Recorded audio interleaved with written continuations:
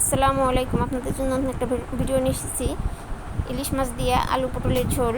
আমি 2টা পেঁয়াজ কেটে নিয়েছি, স্বাদ মতো লবণ দিয়েছি, আধা চামচ হলুদ গুঁড়ো দিয়েছি, 1 টেবিল চামচ জিরা গুঁড়া দিয়েছি, আধা চামচ ধনিয়া গুঁড়া দিয়েছি, 2 টেবিল চামচ পেঁয়াজ বাটা দিয়েছি, আর 2 টেবিল চামচ কাঁচামরিচ বাটা দিয়ে সুন্দর তেল দিয়ে মাখিয়ে নেব। আমার মাখানো হয়ে গেলে মাছগুলো দিয়ে আমি আবার মাছগুলো দিয়ে দেবো। মাছগুলো দিয়ে আমি সুন্দর করে মাখিয়ে নেব। মাখানো হয়ে গেলে মাছগুলো আমি সাইড করে রেখে দিব।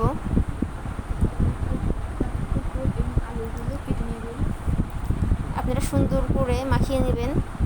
আপনারা চাইলে আলাদা করে মাখিয়ে রাখতে পারেন। আধা ঘন্টা রেখে দিলে মাছের মধ্যে সব কিছু ঢুকে যাবে, তরকারিটা রান্না করলে অনেক মজা হবে। আমার মাখানো শেষ। আমি মাছগুলো এক সাইড করে রেখে আমি পটলগুলো দিয়ে দেব। পটলগুলো দিয়ে আমি সুন্দর করে মাখিয়ে নেব। যতক্ষণ না পটলগুলো মশলার সঙ্গে মেশানো হচ্ছে ততক্ষণ মাখাইতেই থাকবো আমি। আপনারা ভিডিওটা দেখলে বুঝতে পারবেন।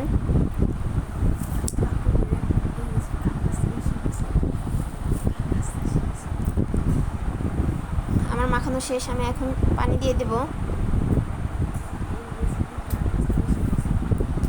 এখন আমি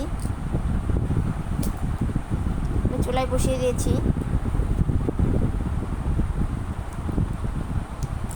বলকা শব্দে আমি অপেক্ষা করব।